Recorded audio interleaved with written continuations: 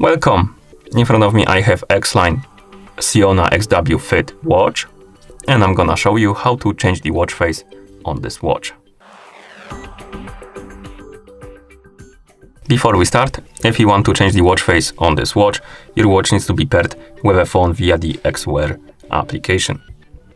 Once the devices are paired together, we can continue.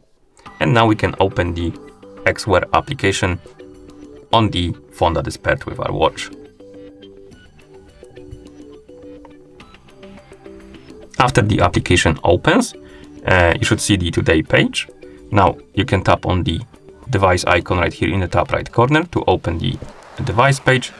And on this page, you should see your Siona watch on the list. Tap on it. Here, scroll down, find the option called Face Styles, and tap on this option.